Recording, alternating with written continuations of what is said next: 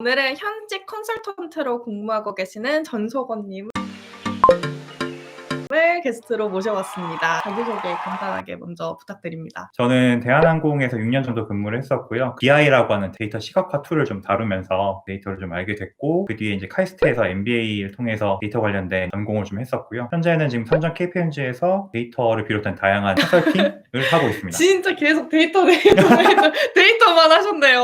완전 전문가 같아요, 진짜로. 네. 데이터를 계속 얘기했는데 네. 빅데이터란 무엇인가? 제가 대학원에서도 들으면서 고민 많이 했던 거기도 한데, 빅데이터는 보통 이제 3B 아니면 5B 이렇게 얘기를 많이 하는데, 네, 3B요? 3B, 데이터 양과 속도와 그 다음에 다양성이 보통 3B라고 해서 하고, 거기에 추가로 가치나 정확성을 추가로 하는 것을 보통 빅데이터라고 하는데, 사실은 굉장히 모호한 개념이고, 아직도 명확하게 정의를 하지는 못하는 것 같아요. 근데 최근에 쓰고 있는 데이터들은 보통 빅데이터라고 하긴 하는데요. 문제는 기업들도 다 빅데이터를 가지고 있다고 하는데 그게 단순히 양으로 승부한다고 보기엔 좀 어려울 것 같고, 주로 이제 좀 다양한 데이터들, 그러니까 특히나 고객향 데이터 이런 것들을 좀 많이 보유할수록 빅데이터라고 보는 추세라고 보면 될 것 같습니다. 저는 3B 이런 거 처음 들었어요. 아, 진짜요? 저는 그냥 데이터가 많아서 빅데이터, 스몰 데이터 빅데이터의 개념으로 좀 생각을 했거든요. 네네네. 이게 다 특징이 나눠져 있었다고 생각을 그게 해요. IBM 이런 데서 많이 얘기를 했던 이제 아마 했던 내용인데, 여전히 근데 되게 모호합니다. 근데 요즘에 이게 맨날 뉴스나 기사나 라디오에서 막 빅데이터 막 계속 나오잖아요. 근데 이게 왜 갑자기 주목을 받는 거예요?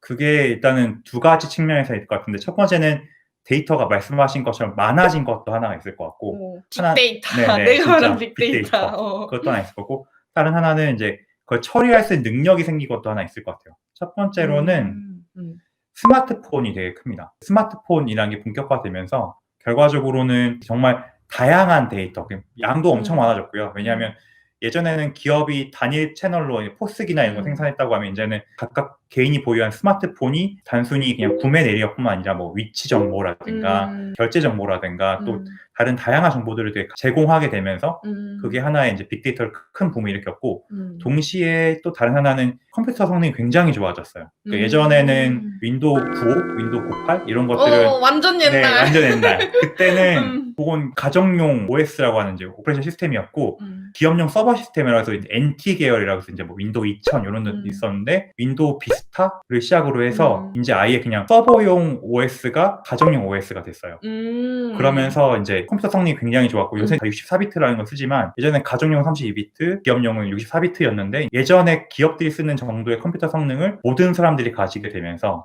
데이터가 많아진 것뿐만 아니라 각각 개개인이 그 데이터를 분석할 수 있는 어떤 인프라가 갖춰진 셈이죠.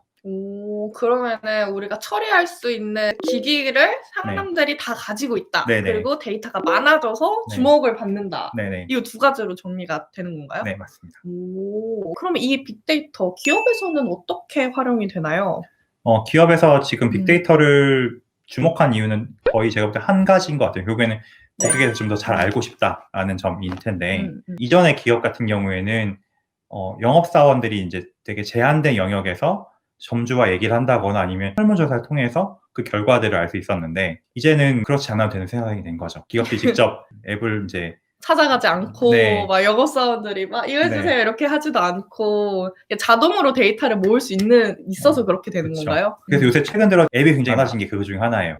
예전에 같은 경우에는 뭐 그냥 되게 모아준 앱 위주로 운영이 됐다면, 요새는 편의점도 각각 다 앱을 출시한 이유가 더 이상 영업사원에게만 치우치지 않고 각자의 앱을 가지고 운영을 하려고 하는, 그리고 그걸 통해서 고객 데이터를 모으고 그걸 가지고 이제 분석을 하려고 하는 추세로 가고 있다고 보면 될 것 같습니다. 되게 좋은 것만 있는 것 같은데요? 그래서 이제 기업에서 활용을 하려고 하는 건가? 그러니까 예전 같은 경우에는 영업사원이 아무리 간다고 하면 대충의 추정치만 알 수 있죠. 그리고 되게 두루뭉술한 데이터들. 그러니까 이 슈퍼에는 몇 명이 얼마나 와요? 그러면 대략 뭐 한 달에 한 500명 정도 오고요. 뒤로 30, 40대가 오고요. 이렇게 알고 있었다면, 이제 그 앱을 출시함으로 인해서 얻는 효과는 대체로 진짜 몇 명이 오고, 이번 달에 몇 명이 왔고, 그 중에 30대 몇 명이고, 40대 몇 명이고, 이런 것들을 좀 알 수 있는 그런 형태가 된 거죠. 확실한 데이터들이 이제 모이겠네요.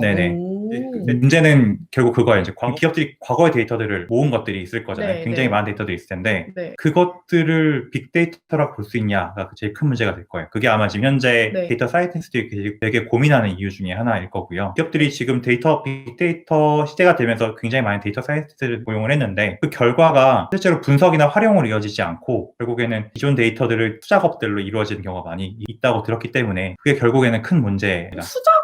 네. 왜 이제 시대가 어느 시대인데 수작업으로 데이터를 그게 왜 그러냐 하면 이전까지의 데이터들은 진짜 한정된 채널로만 받았기 때문인데요. 직접적인 고객으로 받다기보다는 영업사원 통해서 아까 말씀드린 두루뭉술한 데이터들이 보였을 거고 그것들도 영업사원들이 입력을 하면서 되게 두루뭉술하게 입력을 했다는 문제가 되거든요. 그래서 이제 와서 이제 그것들을 좀 정교화하는 데이터랑 맞추려다 보니까 기업 내에서 데이터가 굉장히 많고 네. 되게 다양한 종류가 있는데도 불구하고 그 데이터를 실제적으로 예측이나 어떤 활용에 분석할 수 있는 형태가 아니다 보니까 그걸 분석하기 위해서 재가공하는 형태 그리고 되게 많은 추정들이 들어가고 결과물 들이 아무리 생각해도 예측력이 떨어진다거나 아니면 정확도가 떨어져서 활용을 못한다거나 여전히 부족한 형태거나 결국에 사람들이 그 데이터들을 여전히 엑셀을 통해서 재가공해서 분석하는 형태가 되는 거죠. 그게 제일 큰 문제가 아니 뭔가 빅데이터 아까 얘기 들었을 때는 네. 막 데이터 양도 엄청 많이 많아지고 그쵸. 스마트폰이 많아져서 수집할 수 있는 데이터가 많아져요. 그쵸. 처리도 잘할 수 있어요. 네. 해서 약간 미래 기술과 되게 좋은 첨단 느낌을 얘기하다가 갑자기 엑셀 나오고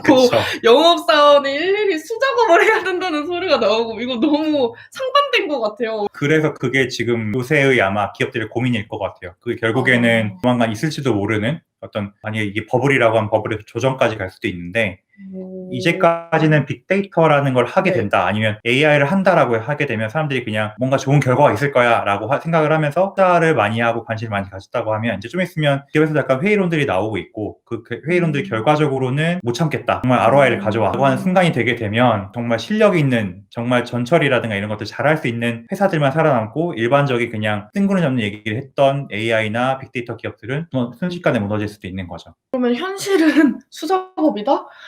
이렇게 되는 거예요? 뭐 어떻게 되는 거죠?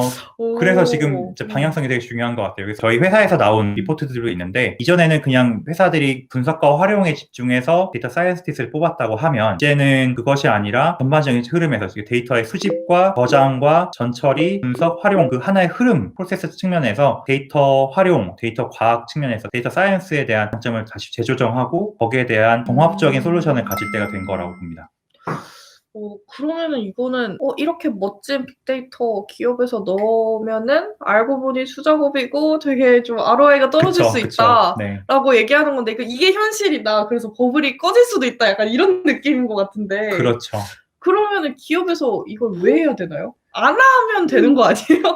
애초에? 그렇죠. 사실은 지금 현재의 인력 현황이나 현재의 업무 프로세스상에서는 사실은 빅데이터라든가 AI라든가 이런 측면들이 조금 무겁거나 아니면은 굳이 쓸모가 없는 오히려 사람들이 엑셀로 가져온 결과가 더 좋은 결과일 수 있어요. 근데 그건 현재까지이고요. 지금 수많은 앱들이 나오고 있고 점점 오토 기업들이 발달하고 있는 상황에서 데이터가 아마 점점 더 정교해지고 점점 더 세분화될 거예요. 그리고 그 데이터들이 쓰일 곳이 굉장히 많아지고 기업들도 해야 되는 업무도 늘어나게 될 거거든요. 왜냐하면 현재까지는 그래도 비교적 산업화 시대의 결과물로 품종 대량 생산 형태였다고 하면 이제는 점점 우리 흔히 말하는 커스터마이징 결과물들로 해서 신발들도 각각 개인에 맞는 신발들이 나오고 있고 그런 상황이 되다 보면 이제 결국 기업들도 다 품종 소량 생산으로 갈 수밖에 없는데 그 경우에는 처리해야 될 데이터 양도 많아지고 변수도 되게 많아지기 때문에 이것들을 사람이 처리하게 되면 한계가 올 수밖에 없고요. 그때 와서 빅데이터를 다시 들여다본다. 그럼 너무 늦은 거죠. 이미 오토 기업들은 굉장히 많이 발달해 있고 거기에 대한 솔루션들이라든가 해결책을 찾아놨을 시점에 그제 와서 데이터를 모으기 시작하면 그때는 그 한 기업이 쌓았던 데이터들을 쓸모없게 되고 다시 모으게 되면 결국엔 그 모을 수 있는 역량을 가진 다른 기업으로부터 데이터를 사온다든가 종속된다든가 이런 형태로 갈 수밖에 없는 상황이 되는 거죠. 도입을 했을 때 ROI가 지금 당장 나오지도 않고 사람이 수작업을 해야 되기는 하지만 지금 안 하는 것도 문제가 된다. 나중에 데이터가 세분화가 되고 이러면 사람이 더 못할 거기 때문에 미리 도입을 해야 된다 이런 말 뜻인가요? 네.